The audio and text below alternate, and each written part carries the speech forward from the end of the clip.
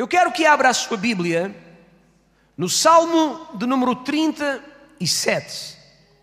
Salmo 37, para lermos o verso 34, a Bíblia diz, Salmo 37, verso 34: espera no Senhor e guarda o seu caminho, e Ele te exaltará para herdares a terra.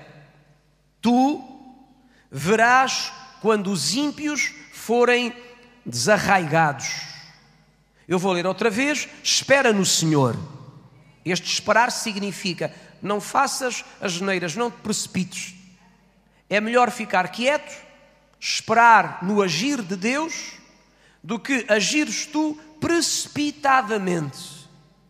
Espera no Senhor e guarda o seu caminho. Ou seja, anda no caminho de Deus, anda na revelação do Senhor, na palavra do Senhor, nas verdades do Senhor. E Ele o que é que vai fazer? Ele vai-te exaltar. Alguém repita a palavra exaltar. Exaltar para herdares a terra. Tu verás quando os ímpios forem desarraigados. Provérbios capítulo 3, verso 7, quero ler também já agora, diz: não sejas sábio a teus próprios olhos. O que é que isto significa? Não te armes em esperto. Não tenhas a mania que tu és bom. Porque todo o homem que confia em si próprio, este homem destrói-se, autodestrói-se. Porque a autoconfiança exagerada derruba a pessoa. Vamos confiar no Senhor. Todos nós aqui não somos totós, não somos atrasados, mas todos nós aqui também sabemos que, se sabemos alguma coisa, também é graças à revelação do Senhor na nossa vida. E se estamos de pé hoje, é porque o Senhor tem nos ajudado. Concorda comigo? É isso que o sábio quer dizer. Não sejas sábio aos teus próprios olhos. Não te vanglories e não consideres que tu és quem és, estás onde estás, só por ti mesmo. Mas o que tu és e tens é graças à bênção do Senhor. Depois diz: tema ao Senhor e aparta-te do mal, desvia-te do mal.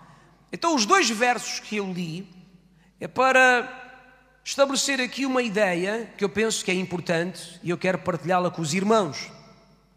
A vida de um homem que teme ao Senhor, há aqui alguém que teme ao Senhor? A vida de um homem que teme ao Senhor, ela tem que ter uma marca muito forte, ela tem que ser marcada por valores morais, princípios éticos e manifestações de honra. Eu vou repetir: a vida de um homem que teme ao Senhor, que teme a Deus, tem que ser marcada, tem que ter a marca de valores morais, princípios éticos e manifestações de honra. O que é que eu quero dizer com isto? Eu quero dizer que uma pessoa que teme a Deus não vive de qualquer maneira. Quem teme ao Senhor não é um sacana, não é um bandido, não é um pirata, não é um oportunista, não é um mentiroso, não é um falso, não é um traidor, não é um corrupto, não é um sem caráter. A pessoa que teme ao Senhor, a pessoa que tem um compromisso com Deus, tem que pautar a sua vida, marcar a sua vida por valores morais. Tem que ser uma pessoa de princípios de ética. Eu não faço isto, eu não faço aquilo, porque está errado, eticamente falando. Princípios de honra, manifestações de honra.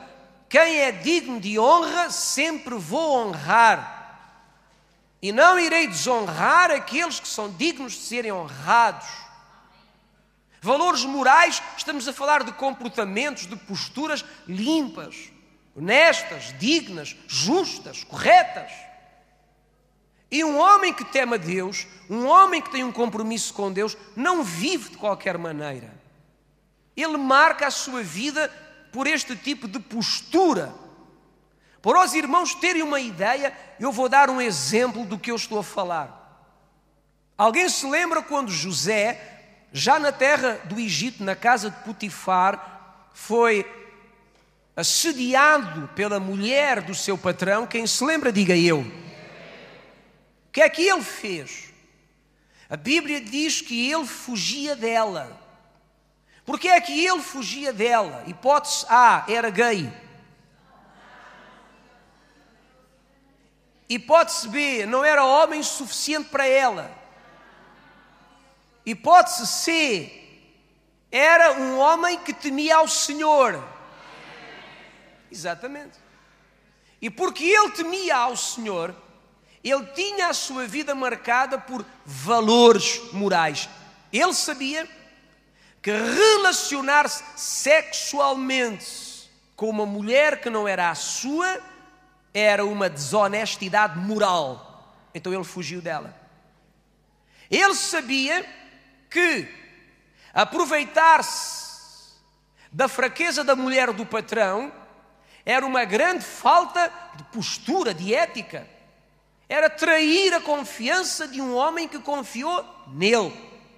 Por isso ele fugiu dela. E José também não quis desonrar o homem que apostou nele. Porque ter um relacionamento com a mulher do patrão era também uma desonra que ele fazia ao seu patrão. Porque ele temia ao Senhor, a vida dele era marcada por princípios de honra, de lealdade, por valores morais. Era um homem íntegro. E é isso que nós devemos ser em nome do Senhor Jesus. Porque há muita gente que tem a ideia que, bem, nós temos Jesus no coração, a carne é fraca, de modo que... E em nome deste princípio que a carne é fraca, há gente que faz todo o tipo de porcaria. E eu quero dizer aos irmãos e às irmãs que aquilo que muita gente tem falta é de vergonha na cara e um bocadinho mais de sabedoria de Deus, de revelação. Porquê? Eu vou-lhe explicar porquê. Porque quando as pessoas vêm dizer que a carne é fraca, é porque elas não conhecem a Bíblia. Porque a Bíblia diz que a carne é fraca quando nós não vigiamos e não oramos. Mas quando nós vigiamos e oramos, nós vamos dominar a nossa carne. Então há gente que não ora, não vigia, não tem comunhão com Deus, depois anda na carne e a desculpa é: a carne é fraca. Mas Jesus disse: vigiai e orai para que não entreis em tentação, porque o espírito está pronto, mas a carne é fraca. E com isto Jesus quer dizer que é possível vencer a carne, os desejos da carne, as paixões da carne, mas eu tenho que ter comunhão com Deus. Se eu não tenho comunhão, intimidade com Deus, naturalmente que eu não vou conseguir vencer as paixões da carne. Então há gente que se refugia neste argumento: a carne é fraca. O que importa é não perder a fé. E em nome de a carne é fraca, importa não perder a fé. Depois é com a mulher do Potifar, é com a mulher do talho, entende-se? Da peixaria, da loja dos eletrodomésticos e por aí fora. E é uma lástima. E Deus não nos chamou para isso. Alguém concorda? Errar, todos erramos. Mas quem concorda comigo que nós devemos ter uma vida digna, limpa, honrada perante Deus e perante os homens? Se alguém concorda, diga amém. Quero que os irmãos entendam que até a própria guerra, ela tem leis. Alguém sabia disto? Eu repito, a guerra tem leis. Não se vai à guerra sem leis, porque existem as leis da guerra. Nem todos cumprem as leis da guerra, mas a guerra tem leis. Por isso é que há alguns que não cumpriram as leis da guerra. Quando foram derrotados, depois tiveram que ser levados a tribunal. Nunca ouviram histórias destas? Aconteceu aqui na Europa. E foram julgados por crimes de guerra. Crimes de guerra porquê? porque não respeitaram as leis da guerra. Sabe, nas leis da guerra, por exemplo, quando se faz um prisioneiro, depois da pessoa se render, torna-se um prisioneiro, esse prisioneiro deve ser tratado com um conjunto de condições. E há gente que no meio da guerra faz prisioneiros e não os trata de acordo com as leis da guerra, abusa das pessoas, maltrata as pessoas, faz judiaria com as pessoas, torturas. Por isso alguns foram depois apanhados e foram levados a tribunal e foram condenados em tribunais internacionais por crimes contra a humanidade, crimes de guerra. Até a própria guerra tem leis. E quando você lê o Velho Testamento, Deus deu a Moisés as leis da guerra. Deus disse a Moisés quais eram os princípios gerais que Israel devia cumprir quando estava em combate, quando estava em guerra contra os inimigos. E eu estou a dizer isto para quê? Para dar aos irmãos esta ideia que um valente, um poderoso, um guerreiro de Deus é uma pessoa que não vive de qualquer maneira. Há aqui algum valente, algum poderoso de Deus? Um guerreiro de Jesus? Então você não pode viver de qualquer maneira. Você não pode viver sem princípios, sem valores, sem limites, sem regras. Você não pode viver da maneira que pensa, que tem vontade, fazendo o que lhe apetece. Não! Até a própria guerra tem leis que devem ser respeitadas. Da mesma forma, nós que somos poderosos em Deus, temos que aprender a viver dentro dos princípios estabelecidos por Deus e a não sairmos deles. Há uma frase que eu quero lançar aqui hoje, que é a seguinte: vencer, sim. Vencer sempre. A qualquer preço, não. Eu repito, vencer, sim. Vencer sempre. A qualquer preço, não. Eu repito, vencer, sim. Vencer, sempre. Mas a qualquer preço, não ouvi. Não. O que é que isto significa? Significa que eu sou um poderoso em Deus, mas eu não quero vencer, ganhar, obter vantagem com desonestidade, com imoralidade, com comportamentos e com posturas que ferem os princípios de Deus. Vencer? Sim. Vencer? Sempre. Mas não a qualquer preço. Não a qualquer preço. Não a qualquer preço. Porque até na guerra existem leis. Porque um soldado, ouça bem, um soldado que vai à guerra e que mata, ele não é um assassino. Ele não é um criminoso. Se ele matar o inimigo dentro das regras, se ele matar o inimigo dentro das leis da guerra, ele não é um criminoso, ele não é um assassino, ele está lutando de acordo com as regras da própria guerra. É claro que alguns não o fazem, mas há muitos que o fazem. Trazendo esta ilustração para o sentido espiritual, para a vida da igreja, nós somos soldados de Deus. Somos guerreiros, somos mais do que vencedores em termos potenciais e agora queremos ser mais do que vencedores em termos reais na nossa vida, no nosso dia-a-dia, conquistando, avançando, mas não, eu repito, mas não a qualquer preço. Eu repito, mas não a qualquer preço. Porque hoje há gente que quer levantar a cabeça a qualquer preço. Hoje há gente que quer prosperar na vida a qualquer preço. Hoje há gente que quer ser pastor a qualquer preço. Hoje há gente que quer ter uma igreja a qualquer preço. Hoje há gente que faz qualquer coisa para alcançar aquilo que quer. Eu digo aos irmãos, viver desta maneira é viver um princípio que vai levar a pessoa à ruína. Entende? Porque ganhar, vencer, sim. Ganhar, vencer, sempre. Mas não Eu repito, mas não a qualquer preço, não de qualquer maneira, dentro de valores morais, dentro de princípios de ética, dentro de manifestações de honra e não de qualquer forma. Se alguém me entendeu, diga amém. Um exemplo simples.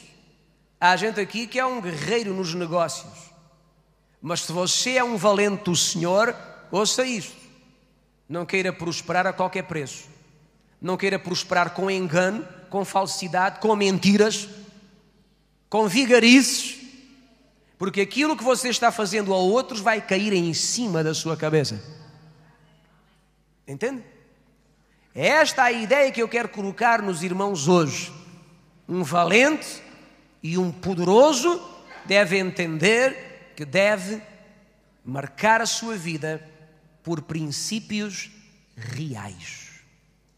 Quero levar os irmãos também para esta ideia que um poderoso de Deus, ele não pode atropelar as leis, desrespeitar as regras, ser imoral ou corrupto. Concorda comigo? O mundo está cheio de poderosos, mas poderosos corruptos, poderosos imorais. Eu não quero citar aqui nomes, mas há uma nação que é famosa pela comida, tipo pizza e por aí fora.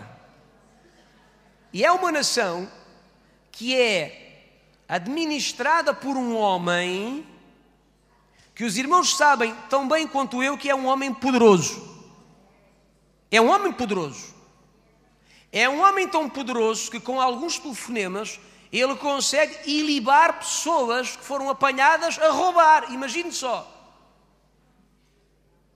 Mas, no entanto, é um homem poderoso, corrupto. É um homem poderoso, imoral, que ao que parece, até relacionamento com miúdas menores de idade, ele tem tido. E agora está numa situação delicada porque vai ser levado a, penso que a julgamento, ou terá que responder por alguns atos. E tem já uma nação virada contra si. E outro dia levou uma mocada na pinha, que lhe partiram alguns dentes, penso eu, e sangrava por todo lado. Eu não quero ser um poderoso desta maneira, porque um poderoso de Deus é diferente. Um poderoso de Deus, ele vive com regras, ele tem caráter, ele tem integridade, ele tem valores morais. Ele não é um pulha, ele não é um bandido, ele não é um vigarista. Ele é uma pessoa digna, decente, honesta. Ele é uma pessoa que pode andar de cabeça levantada em qualquer lugar e não precisa se esconder para fugir de pessoas.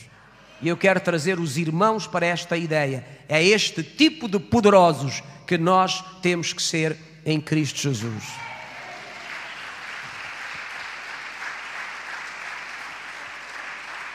Antes de nós entrarmos em alguns exemplos, os irmãos sabem que a pessoa mais poderosa que há é o nosso Deus. Ele é chamado o Todo-Poderoso. Nós somos chamados de poderosos. Com os poderosos repartirá Ele o despojo. Agora, o nosso Deus é chamado de Todo-Poderoso. E os irmãos sabem que o próprio Todo-Poderoso, Ele vive de acordo com as regras e os princípios que Ele próprio estabeleceu. Sabem, o nosso Deus é um Deus de exemplo. O nosso Deus é um Deus de exemplo. Ele vive o que prega. Ele vive o que ensina. Ele vive o que manda os outros fazer. E no Salmo 138, verso 2, há aqui uma revelação muito importante. Salmo 132, diz assim o verso 2: Procure na sua Bíblia de estudo, com concordância e com chamadas, Salmos 138, verso 2: inclinar-me-ei para o teu santo templo e louvarei o teu nome, pela tua benignidade e pela sua verdade.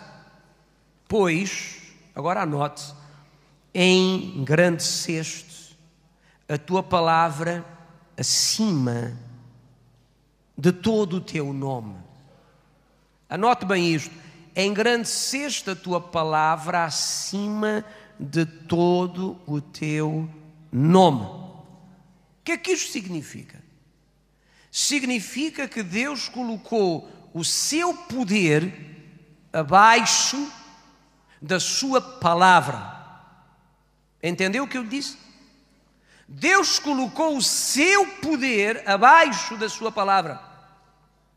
Por outras palavras, quando nós dizemos Deus pode fazer tudo, teoricamente pode, na realidade não. Deus não pode fazer alguma coisa que vá ferir a sua palavra. Aquilo que saiu da sua boca tem que se cumprir, não pode voltar vazio para Ele. Eu vou dar um exemplo, porque eu sei que exemplos ajudam as pessoas a entender melhor. Quantos aqui concordam comigo que Deus tem poder para destruir o mundo com água? Quem crê que Deus tem poder para fazer isso? Diga eu. Agora pergunto, e Deus pode fazê-lo? Sim ou não? Não!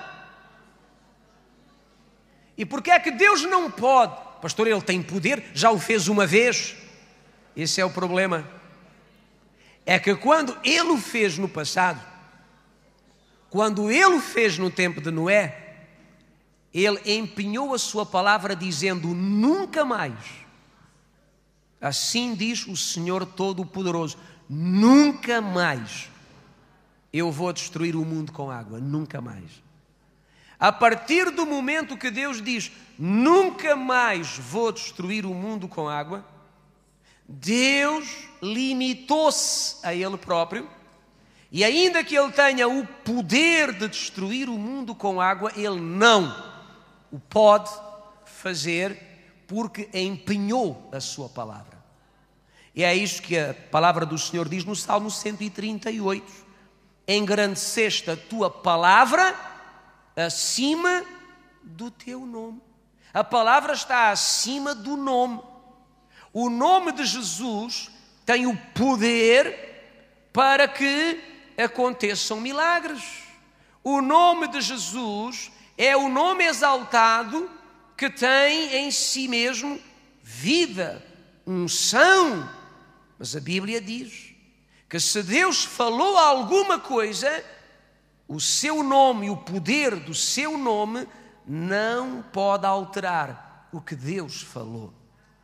Então Deus, sendo todo-poderoso, Ele vive também dentro das regras, dos limites que Ele próprio estabeleceu. Se Deus vive dentro da sua própria palavra, quem sou eu para viver de qualquer maneira? Quem sou eu para não honrar e respeitar os princípios do Altíssimo? O que eu quero dizer aos irmãos aqui hoje é: não vale tudo. Não vale tudo. Nós temos que ser pessoas de caráter, temos que ser pessoas honestas, temos que ser pessoas limpas, temos que ser pessoas sinceras, verdadeiras, e não devemos entrar em esquemas que estejam contra os princípios da palavra do Senhor. Ganhar, sim. Vencer, sempre. A todo custo? Não. A qualquer preço? Não. Porquê? Porque somos poderosos de Deus. Temos dignidade, temos caráter, somos pessoas de nível elevado.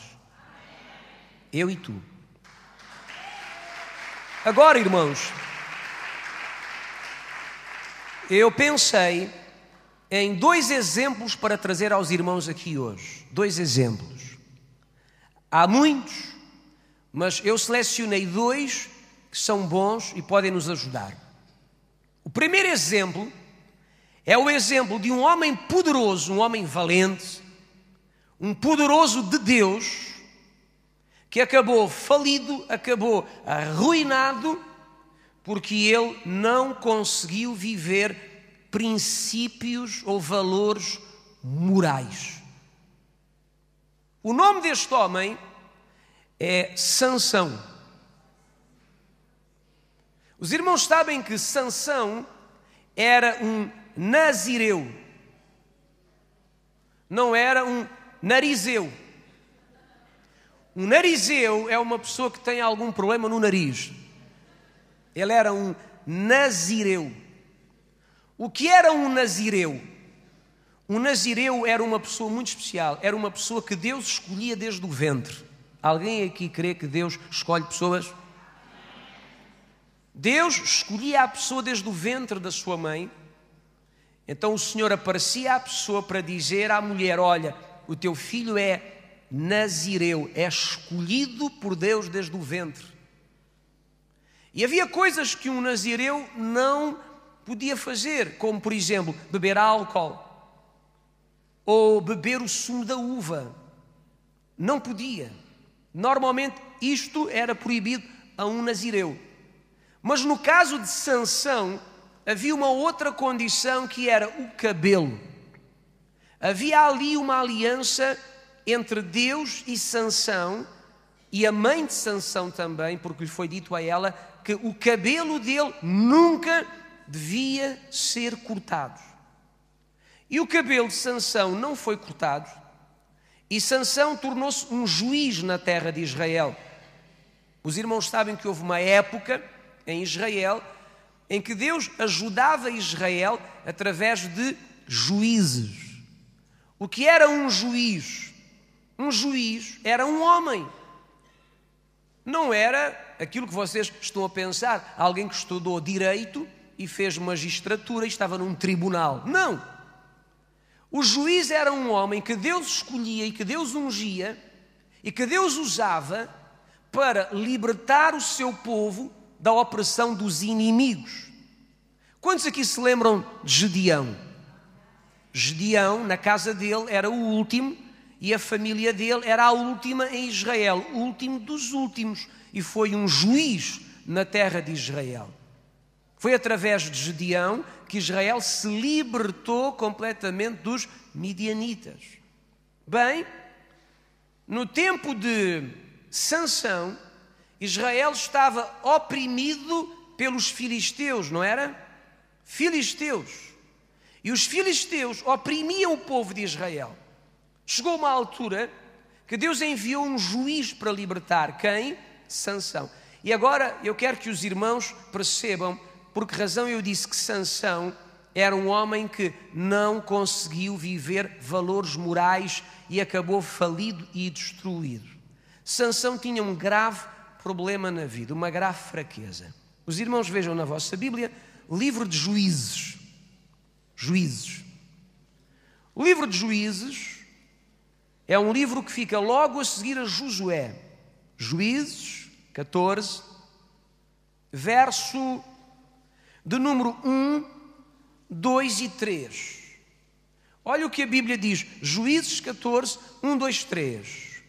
Eu vou já ler para ganhar tempo. Diz assim: desceu Sansão a Tímna, e vendo em Tímna a uma mulher. Alguém já está a perceber? O que é que ele viu? Uma mulher das filhas de quem? Dos filisteus. Ele vai a uma cidade chamada Tímna e ele vê uma mulher filisteia. Portanto, não é do seu povo, ela é do povo que está a oprimir Israel, da qual Sansão faz parte. Diz o verso 2, então Sansão subiu e declarou a seu pai e a sua mãe e disse: eu vi uma mulher em Tímna, das filhas dos filisteus. Agora, pois, tomai-me por mulher. Ele disse ao pai e à mãe: eu quero aquela mulher para mim. vão lá tomar aquela mulher porque eu a quero para mim. Naquela época era assim. Então no verso de número 3, agora toma atenção. Porém o pai e a mãe lhe disseram: mas ó filho, não há porventura mulher entre as filhas dos teus irmãos, nem entre todo o meu povo, para que tu vás tomar mulher dos filisteus, daqueles incircuncisos? O que é que o pai e a mãe estão a dizer? Ó filho, mas tu vais casar com uma filha do diabo. Os filisteus eram idólatras, praticavam feitiçaria, e ele viu uma mulher filisteia, gostou dela e quis a mulher para ele. E o pai, como bom pai, homem temente ao Senhor, disse: filho, há um plano do Senhor na tua vida, tu és um poderoso, és um valente, tu és um nazireu de Deus, tu sabes que tens algo especial de Deus na tua vida e tu queres uma filha dos filisteus? Porventura não há no meio do nosso povo uma mulher que te agrade? Não há no nosso povo uma mulher com o mesmo tipo de fé que tu tens? Uma mulher que conhece ao Senhor? Tu queres logo aquela filha do diabo? E agora olha o que Sansão vai dizer ao pai e à mãe. Sansão era um homem que vivia de paixões fortes, assalampadas. E disse Sansão ao pai: tomai-me esta. Ou seja, bateu o pé e disse: é esta que eu quero, porque ela agrada aos meus olhos. Alguém repita comigo: os olhos também comem. Por vezes, comem mais do que o resto. Os olhos dele comeram a mulher. E ele fica encantado por ela, tão encantado, que ele a quer para ele. Eu não vou continuar a história, mas você vai ver que ele tem problemas com esta mulher, tem problemas com uma outra mulher. Vai, num certo dia, a uma cidade chamada Gaza. E sabe o que é que ele faz quando vai a Gaza? Ele vai a Gaza e procura as prostitutas e passa uma noite com uma. Um nazireu, um homem escolhido por Deus, um juiz, que tinha uma unção para libertar a nação. O que é que aconteceu?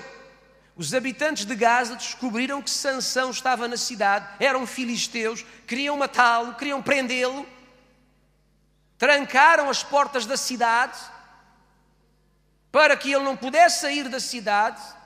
No meio da noite levantou-se, foi para sair, não podia por causa das portas que estavam trancadas, diz, arrancou os ferrolhos das portas da cidade e carregou as portas da cidade às costas para cima de uma montanha e foi-se embora. Porque o Espírito de Deus vinha sobre ele e o homem era possuído de uma força descomunal. Diz a Bíblia que um dia vieram contra ele os filisteus, ele não tinha armas, eram 1000 ou mais, não sei. O que a Bíblia diz é que ele achou os queixos de um burro, a queixada de um burro. E com os queixos de um burro, ele matou 1000 homens. Alguém me ouviu? Então repita, um dia vou ser assim. 1000 homens com os queixos de um burro. Era um valente de Deus. Através de Sansão, Deus foi como que rompendo a opressão dos filisteus. Mas os irmãos querem ver o fim da história deste homem. Juízes 16, 28. Veja aí na sua Bíblia. Juízes 16, 28. A Bíblia diz: então Sansão clamou ao Senhor e disse: Senhor Jeová, peço-te que te lembres de mim, esforça-me agora só esta vez, ó Deus, para que de uma vez me vingue dos filisteus pelos meus 2 olhos.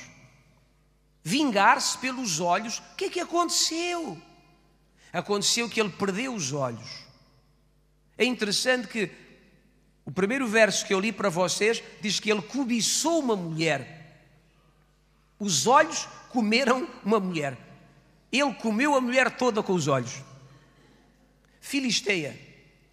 Uma mulher que tinha hábitos e uma cultura completamente diferente da dele e que servia a deuses estranhos. O pai deu-lhe um conselho, a mãe também, não quis ouvir. Ele disse, eu quero é aquela. E começa ali uma história de envolvimentos errados de Sansão. Sansão era um homem que tinha um grave problema na vida. O grave problema dele era paixão por mulheres. Dizem alguns, graças a Deus que não era paixão por homens. Sansão perdia-se por mulheres. Sansão era um homem que ele via uma mulher bem feita e ele entregava-se completamente. Como é que Sansão acabou? Um valente, um poderoso. Um homem que estava a trazer libertação ao seu próprio povo. Como é que ele acabou? Acabou acorrentado, com os olhos arrancados. Tiraram-lhe os olhos. Para quê? Para não cobiçar mais nenhuma. E agora, Sansão era alvo de chacota. Os filisteus promoviam festas e mandavam chamar Sansão para que Sansão os divertisse. E Sansão era a chacota, a paródia nacional. E há um dia que Deus o ajuda, o cabelo cresceu entretanto, porque alguém lhe cortou o cabelo, já lhe conto. E depois do cabelo crescer, cego, ele está no templo do deus Dagon. Dagon era um deus dos filisteus.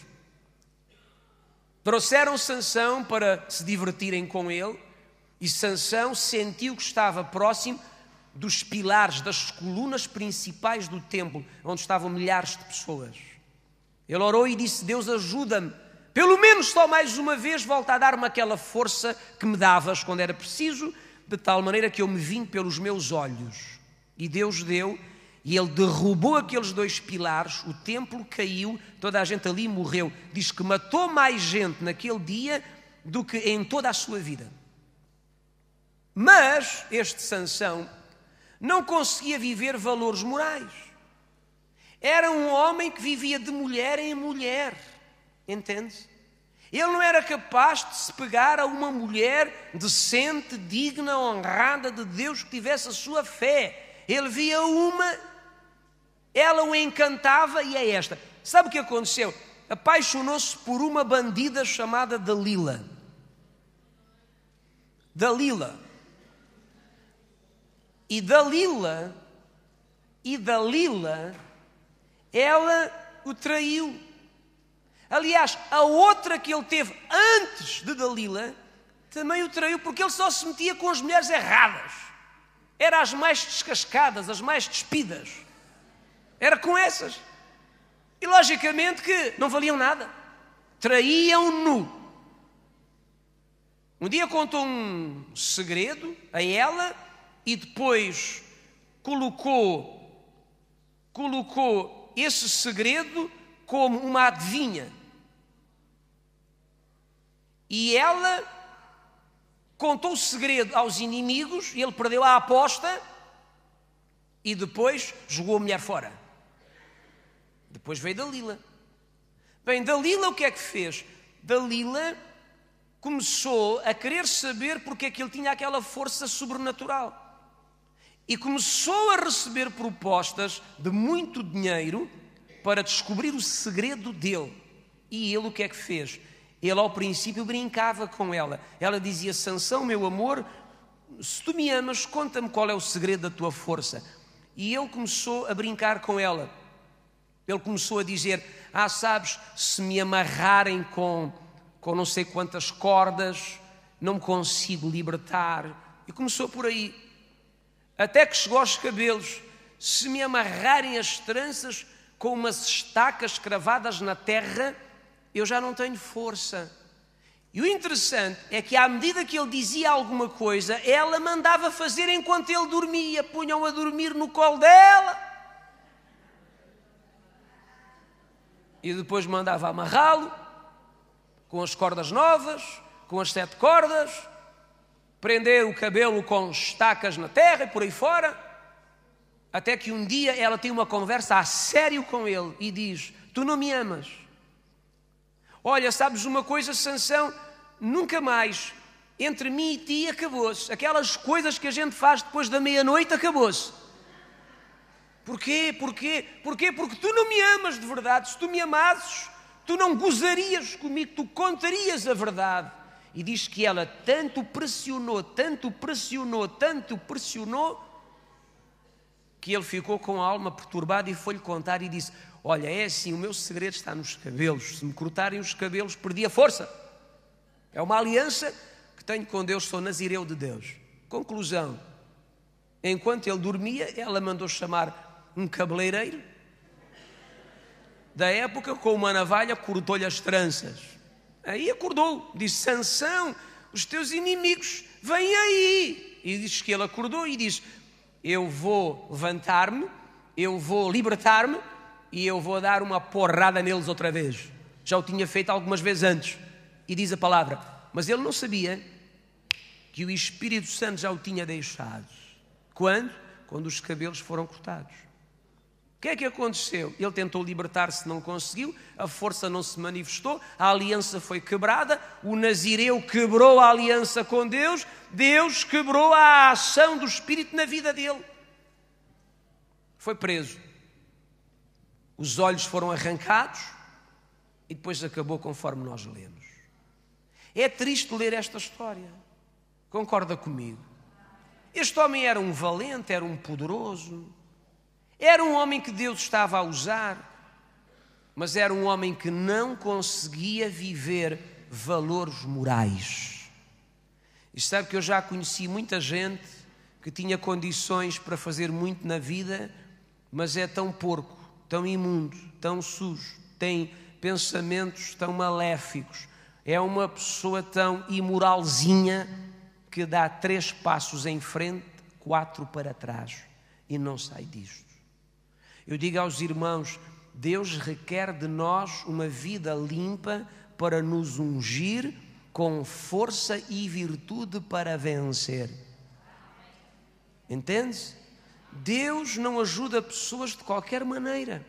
Deus não está com pessoas de qualquer maneira. Ele também requer condições da nossa parte. E em Sansão nós encontramos um valente, um poderoso, que não era capaz de viver valores morais. Ele vivia uma vida imoral, indigna, e isso o levou à destruição completa. Sabe o que eu acho? Que o pai e a mãe tinham razão. Quantos aqui já descobriram que por vezes os nossos pais têm razão? Alguém diga eu. Houve uma altura na minha vida que eu também comecei a perceber isso. Porque até uma certa idade a gente não percebe. Nós achamos que os nossos pais estão sempre contra nós. Porque nós queremos uma coisa e eles dizem, não é isso.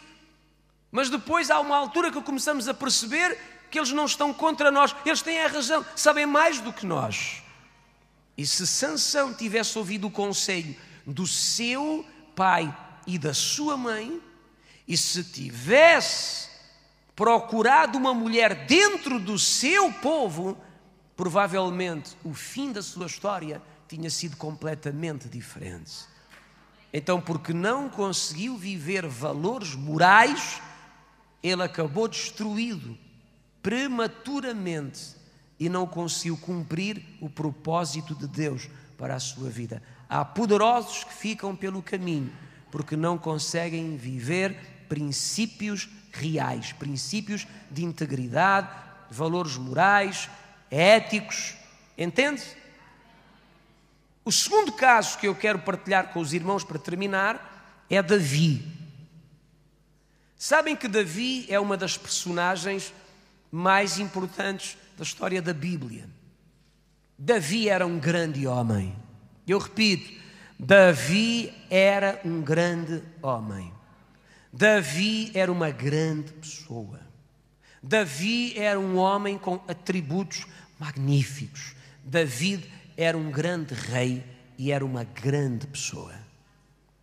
Eu quero mostrar aos irmãos o inverso na história de Davi. Porque Davi é um poderoso, é um valente, bem-sucedido. É um homem escolhido por Deus, que Deus levanta, capacita, habilita e que vai até ao fim. Vai até ao fim, vencendo, conquistando, mas não a qualquer preço, não a todo custo. Davi vivia dentro de princípios, dentro de valores, dentro de posturas que eram agradáveis a Deus. E rapidamente eu vou-lhe contar a história. Está comigo ainda ou está contra mim? Veja 1 de Samuel, capítulo de número 18, versos 7 e 8. É bom que leia isto. 1 de Samuel 18, versos 7 e verso 8. Depois de Davi matar o gigante Golias, alguém se lembra que Davi matou o gigante Golias? Depois disto, foi feita uma canção. As mulheres tinham o hábito de fazer canções e cantar canções que estavam relacionadas com aquilo que se passava na nação. E como Israel tinha sido liberto do gigante Golias por meio de Davi, fizeram uma canção e cantavam nas ruas. Qual era a canção? Não sei a música, mas sei a letra. Diz: as mulheres, tangendo é dedilhando cordas, respondiam umas às outras e diziam, ou seja, aquilo era tipo um refrão, primeiro cantavam umas, depois cantavam as outras. E diziam, era assim a letra: Saul feriu os seus milhares, porém Davi os seus 10 milhares. Saul feriu os seus milhares, porém Davi os seus 10 milhares. Está a ver a ideia? Uma coisa pimba assim. E o que é que aconteceu? Diz no verso de número 8. Então Saul se indignou muito. Quem era Saul? Era o rei. Davi não era rei, Davi era um miúdo que já tinha recebido a unção do chifre. Sabia disto? Deixa-me lhe contar só um pequeno detalhe. Saul acabou mal. Sabia? Rejeitado por Deus, perdeu a unção, atormentado por um espírito maligno. E é interessante que quando o profeta Samuel, porque o profeta consagrava ao rei, derramando azeite na cabeça dele. Quando Samuel foi consagrar a Saul como rei, não o consagrou da forma normal, não o consagrou da forma como o rei habitualmente devia ser consagrado, ou pelo menos era assim que Deus queria que se fizesse. Com Saul, Samuel fez uma coisa estranha, ele o consagrou com uma taça de azeite, uma taça. E sabe que na Bíblia a taça significa juízo. Quando Samuel ungiu a Davi, já estava a profetizar que ele ia acabar mal. No Apocalipse, as taças significam juízo, condenação, não é? E Saul foi ungido com uma taça, símbolo de juízo, condenação. Samuel já profetizava que ele ia acabar mal como acabou. Mas quando ele foi ungir a Davi, não levou uma taça. Ele levou um chifre. Porque o azeite era colocado no chifre e depois a pessoa era ungida com o óleo que se derramava vindo do chifre. Lembra-se do boi selvagem? A unção do boi selvagem, a unção da força que vinha pelo Senhor, a unção do poder do Espírito Santo.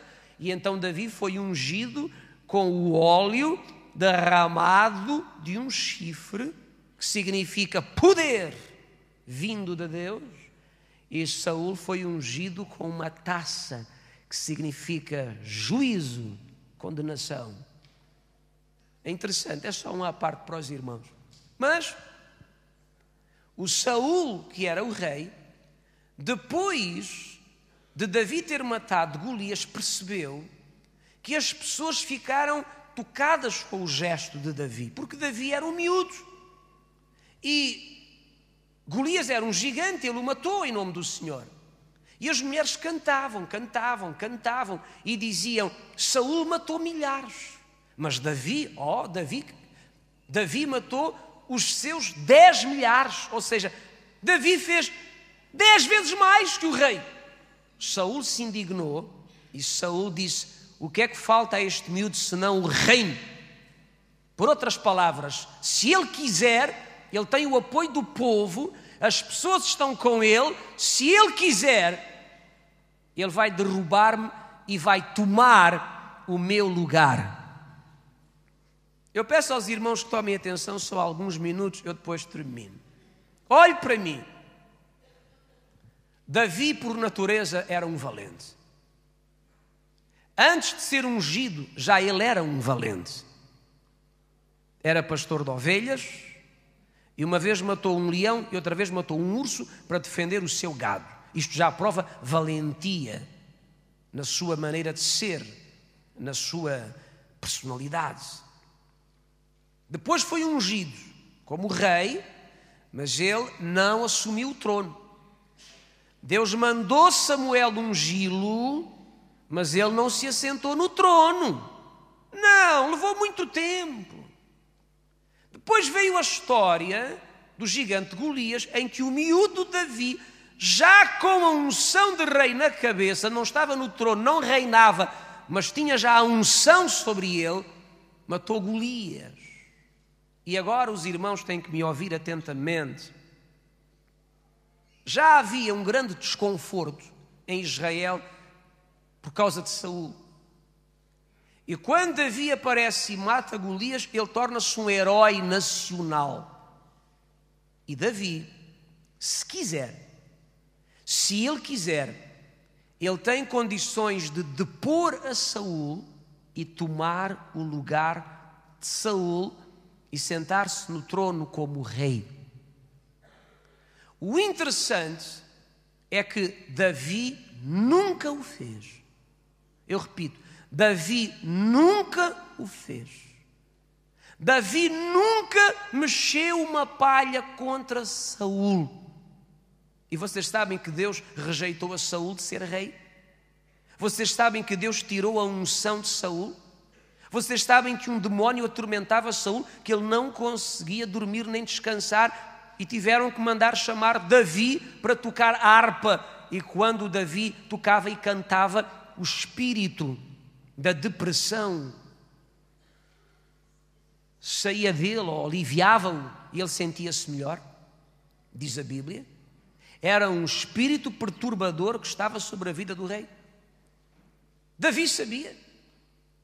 Um dia diz que enquanto Davi tocava e cantava, diz que veio a Saul uma revolta tão grande contra Davi que tentou matá-lo, agarrou numa lança e jogou a lança cravou-se na parede. Por sorte, por milagre, Davi não morreu. Mas Davi nunca levantou uma mão ou um dedo contra o rei de Israel, Saul, rejeitado por Deus, que havia perdido a unção e que estava controlado por um espírito estranho. Ele nunca levantou a sua mão, nem um só dedo contra Saul. Mas a Bíblia diz que Davi foi servir a Saul. E diz que Davi quis casar com a filha de Saul, chamada Mical.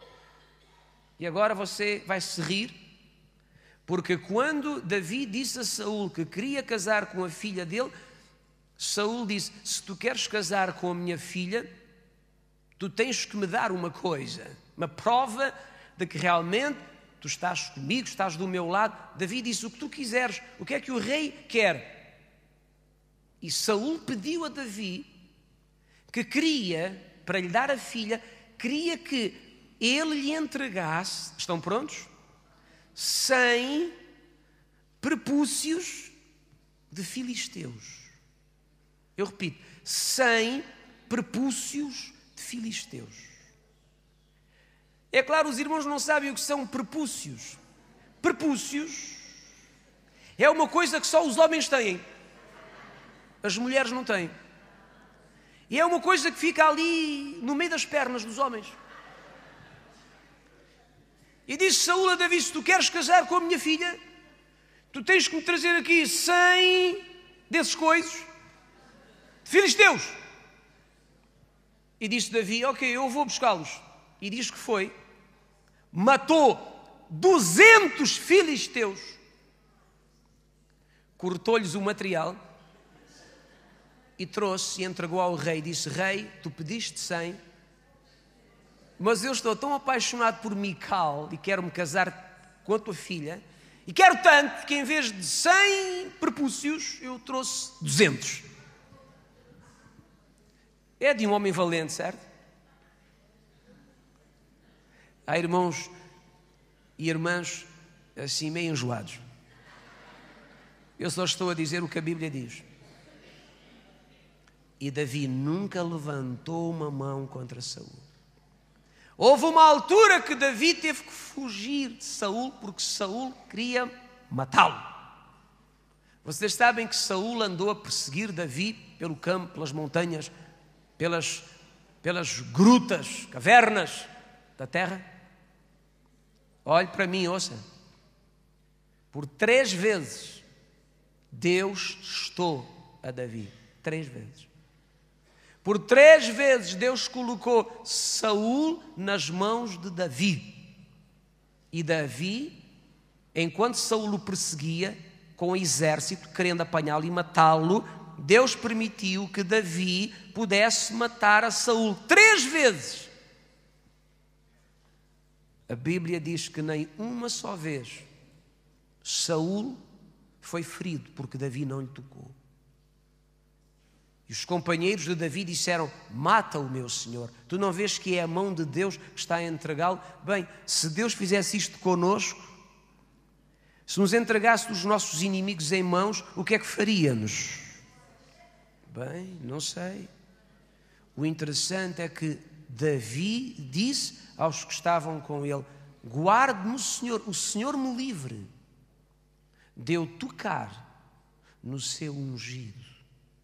Davi enganou-se. Saúl já não era ungido. Saúl era ex-ungido. Mas Davi era um homem de princípios. Era um homem de valores. Era um homem de ética. Era um homem de caráter. Ele disse: Deus ungiu a este homem um dia. Ele é rei na nação. Ele é rei sobre mim também. Se alguém quiser fazer mal, que faça. Eu não faço. Eu não levanto a minha mão contra ele. Quem tem que o julgar não sou eu, é Deus. Quem tem que o julgar é Deus, não sou eu. E não lhe tocou. Você sabia que há gente que de repente para na vida e em vez de continuar a crescer, começa a descer? Porque por vezes não entende o que significa viver princípios de honra. Diga a vocês aqui hoje, a honra é um princípio espiritual tremendamente abençoador. Quem honra uma autoridade será honrado por Deus. Quem honra o seu pai e a sua mãe, diz a Bíblia, vai ter dias multiplicados. Quem honra o seu pastor vai receber recompensa de Deus. A honra é um princípio abençoador da nossa vida. Quem honra com palavras, com atitudes, quem honra, toma atenção a isto, há gente desonrada porque não honrou. Quem não honra, perde honra. Eu repito, quem não honra, perde honra. Mas quem honra, é honrado pelo Senhor. Davi honrou a Saúl. Um homem que ele sabia tinha perdido a unção, estava rejeitado por Deus. Mas ele disse: livre-me o Senhor de levantar a minha mão contra este homem. Eu não lhe vou tocar. Não tem nada a ver com os erros dele, com o que faz de bem, o que faz de mal, quer-me matar, anda atrás de mim para me destruir, mas quem faz a justiça é Deus, quem julga é Deus. Eu vou abençoá-lo e não vou tocar nele. Diz que levou uma bilha, uma lança, um bocado da roupa, e no outro dia gritou do outro lado da montanha: ó rei, tu conheces esta lança? Conheces este pedaço de roupa? Conheces esta bilha? Disse o rei: isso é meu. Disse Davi: vês, eu não quero mal nenhum a ti, ó rei. Oh meu pai, dizia ele, eu não quero fazer-te mal. O Senhor te entregou nas minhas mãos e eu poupei-te a vida. Disse Saul: ó meu filho, perdoa-me. Perdoa-me, meu filho. Prometo que não te faço mais mal. E virou-se para trás e disse: vamos embora atrás dele. Foi assim a vida de Saul durante muito tempo, perseguindo a Davi para o matar. E a vida de Davi era fugir, esconder-se nas cavernas e defender-se. E nunca levantou a sua mão contra Saul. Ouça bem o que eu lhe estou a dizer aqui hoje. Aprenda a palavra, porque há gente que, se não aprender a palavra e não praticar estas coisas, quando descobrir, tem a vida desonrada, tem a casa desonrada.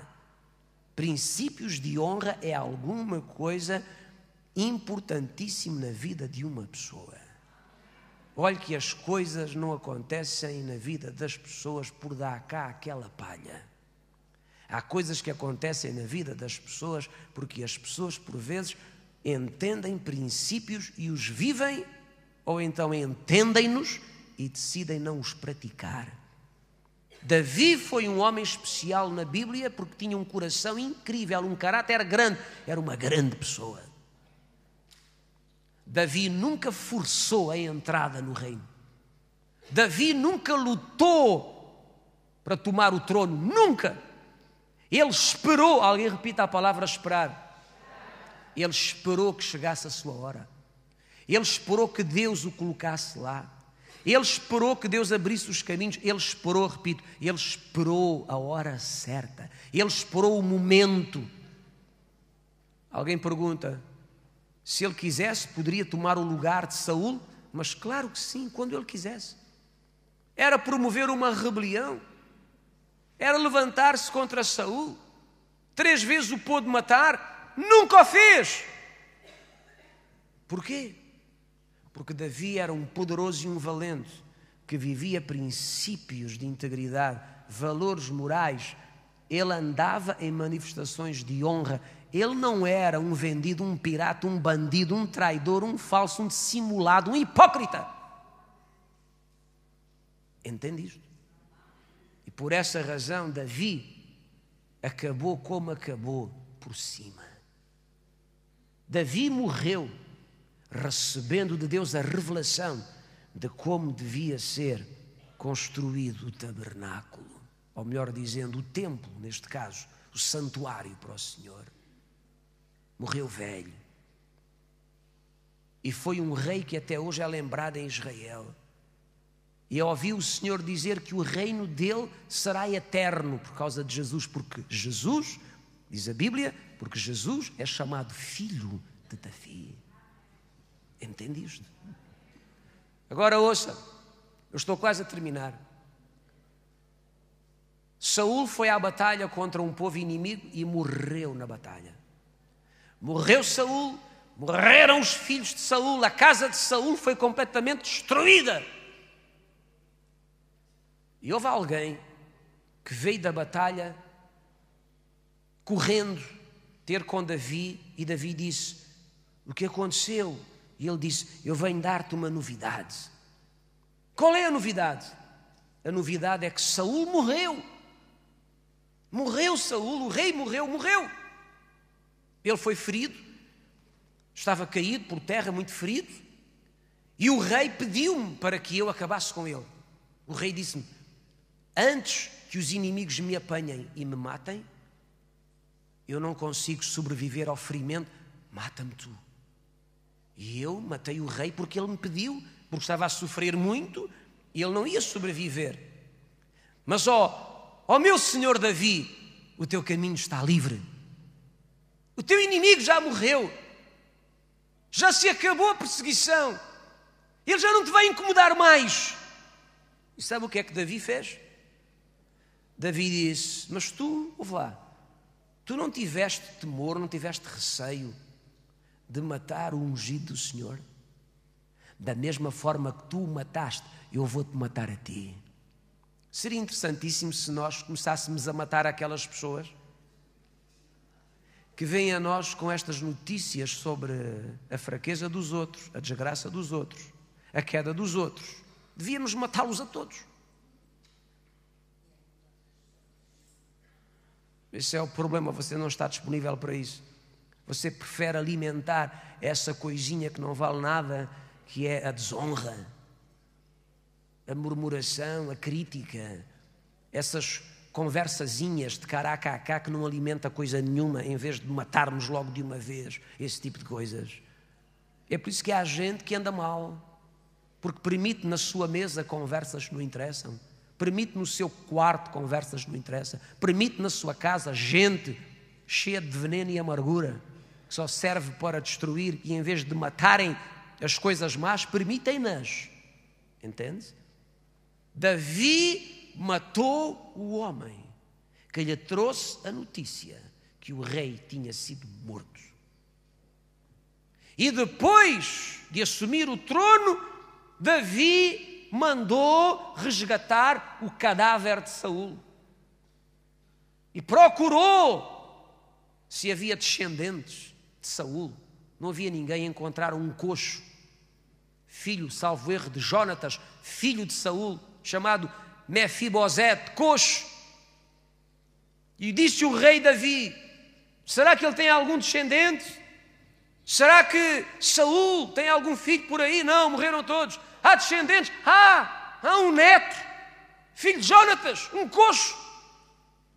Tragam cá o coxo. Trouxeram o coxo. E diz a Bíblia que Davi honrou o neto coxo de Saul e o assentou à sua mesa e disse, a partir de hoje este homem come comigo aqui à mesa, eu vou cuidar dele, porque este homem é neto de um homem que foi ungido por Deus. Meus amados irmãos e irmãs, isto não é para qualquer um. Isto não é para qualquer um. Este homem chamado Davi era um valente poderoso que vivia princípios de honra.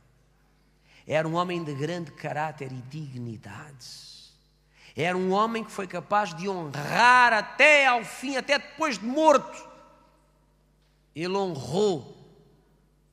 Não é depois de morto Davi, depois de Saul morto. Ele honrou aquele que foi ungido por Deus. Ele entendeu que aquele que Deus havia ungido era digno de ser honrado sempre. Sempre. Por isso Deus o levou aonde o levou. Porque este homem era um valente, era um poderoso, que tinha esta máxima. Ganhar? Sim. Vencer? Sim. A qualquer preço? Não. A qualquer custo? Não. Com dignidade, com valores, com princípios, com integridade. Era fácil para ele ter derrubado Saul e ter tomado o lugar de Saul. Ele disse, não, se algum dia eu ficar no lugar de Saul, é pela mão de Deus, não é pela minha força. Ele esperava no Senhor. Ele sabia que o seu Deus é o que o levaria ao lugar que lhe tinha prometido. Então vou terminar. Quem é honrado e exaltado pela mão de Deus, será sustentado sobrenaturalmente por Ele. Se tu permitires que Deus te honre, te exalte, te levantes, o Senhor que te levanta e que te exalta é o Senhor que te sustenta. É o Senhor que te guarda. É o Senhor que te mantém de pé. Foi o que Davi recebeu na sua vida.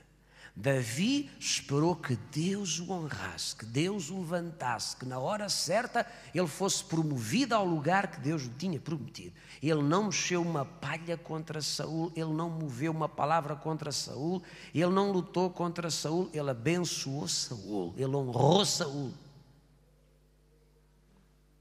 e Deus o honrou a ele. Mas Saul estava errado.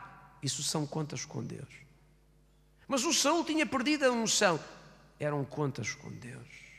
Mas o Saul só fazia asneiras. Eram contas com Deus. Davi foi exaltado porque soube viver o princípio de honrar alguém que Deus havia ungido um dia. E digo a vocês, muitas vezes nós vivemos tão no natural, tão na carne, tão nas coisas deste mundo, que por vezes nos esquecemos ou não valorizamos princípios espirituais da palavra. Meus amigos e minhas queridas amigas, é a palavra que governa todas as coisas. São estes princípios que governam tudo. É isto aqui. É isto aqui. Portanto, eu digo aos irmãos e às irmãs aqui hoje, eu sei que há gente valente, poderosa aqui dentro. Lembre-se, se não se lembrar de mais nada, lembre-se disto. A todo custo? Não. A qualquer preço? Não. De uma forma desonesta? Não. Com processos de corrupção? Não. Com mentiras? Não. Com desonestidades? Não. Com sacanices, bandidagens? Não. Com verdade? Sim. Com transparência? Sim. Com integridade? Sim. Com lealdade? Sim. Com princípios de honra? Sim. Com compromisso com Deus e com a palavra? Sim. Com valores morais? Sim. Agora, a qualquer preço, de qualquer maneira? Não. Porque Deus não está aí. Então, não queremos promover a nossa vida nem obter vantagens usando estratégias que não são as de Deus. Porque aquele que sobe através do engano e da falsidade, ele cairá através do engano e da falsidade. Porque a mesma mentira que ajuda a subir é a mesma mentira que ajuda a descer. Lembre-se disto. A mesma dissimulação, a mesma má língua que ajuda uma pessoa a ganhar vantagem, é a mesma má língua, é a mesma dissimulação que ajuda a pessoa a arrebentar-se toda.